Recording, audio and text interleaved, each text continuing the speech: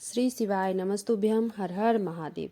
गुरुजी पंडित प्रदीप मिश्रा जी द्वारा त्रिवेणी से महापुराण कथा शुरू हो गई है। ये कथा दुबई में हो रही है। ये 3 दिवसीय कथा है। आज दूसरे दिन की कथा पूर्ण हो चुकी है।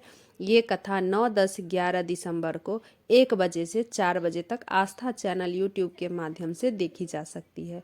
आज की कथा बहुत ही रोचक जानकारियों से भरपूर थी। साथ ही गुरुजी बताए हैं, अगर आप शिवालय नहीं जा पा रहे हैं तो आप भोलेनाथ का आशीर्वाद घर पर ही कैसे प्राप्त कर सकते हैं। तो ये उपाय कल भी बताए थे और आज अगर कल नहीं देख पाए तो आज भी ये उपाय हम आपको बता देंगे।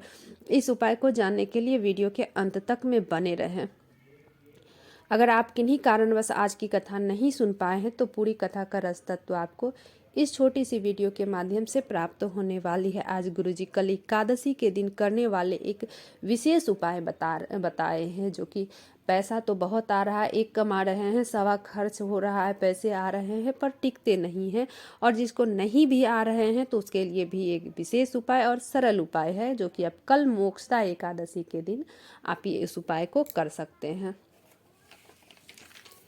आज कथा शुरू होते ही गुरुजी बोले, दुबई वालों से माफ़ी मांगे, क्योंकि जिस हॉल में गुरुजी की कथा हो रही है उस हॉल में जगह नहीं है। जितने लोग अंदर बैठे हैं उससे 3 गुना लोग दरवाजे के बाहर से लौट के जा रहे हैं। इसीलिए गुरुजी बोले, सभी से प्रार्थना किए, सब लौट के तो जा रहे हैं, आप आए हैं कहाँ पे, तो आपको पता है कि आप जिस जगह पे आए हैं वो है शिव महापुराण की कथा है। तो आप शिव पुराण की कथा के दरवाजे से आके लौटे हैं तो महादेव स्वयं आपके दरवाजे तक जाएंगे। बढ़ते हैं आज की कथा की अगली जानकारी की ओर। पूरे भारत में मात्र एक ऐसा मंदिर है जहाँ की उल्टा है। गुरुजी बोले, सबसे अमीर आदमी वो है जिसके घर में माता पिता हंसते हैं। अमीर और सुखी आदमी वो है जिसके घर में बहू बहन बेटी हंसती हो।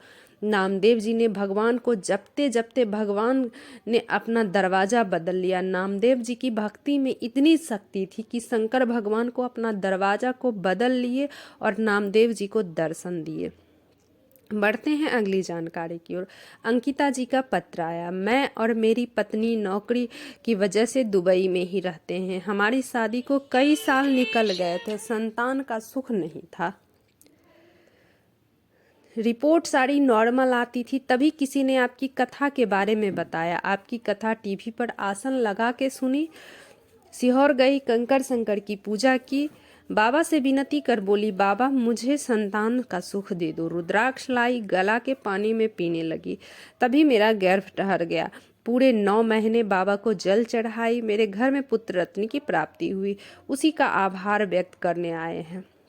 बढ़ते हैं आज की कथा की अगली जानकारी की ओर। गुरुजी बोले,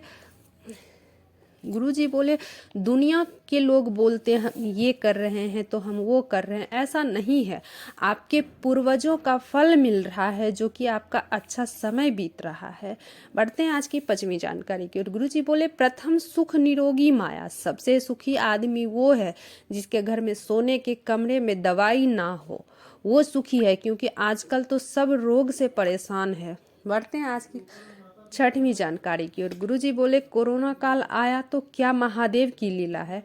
किसी को ऊपर उठा दिए तो किसी को ऊपर से नीचे गिरा दिए, सब अपने कर्म भोग रहे हैं।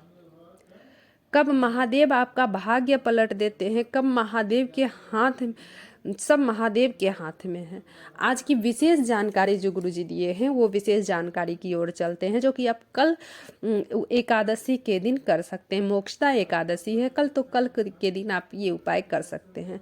जिसके घर में कमा तो बहुत रहे हैं पर पैसा रुकता नहीं है, एक कमाते हैं सवा खर्च हो रहा है, तो उसके लिए कल मोक्षदा एकादशी के दिन यह उपाय अवश्य करें, पैसा रुकना चालू हो जाएगा, पैसे भी बहुत आएंगे। आपको करना क्या है, 1 लोटा गंगा जल लेना है, उस गंगा जल में 7 बेलपत्री लेनी है, 7 बेलपत्री डाल देनी है उस लोटे में। अब आपको आपके पास जो भी शिवालय है वहाँ पे जाके नंदी के अगले पैर के सामने श्री शिवाय नमस्तुभ्यम बोलते हुए, अपनी मन की कामना करते हुए सारे जल को नंदी के आगे वाले पैर के पास डाल देनी है। बची 7 बेलपत्री, तो 7 बेलपत्री अब आपको महादेव पे ऊपर समर्पित कर देनी है।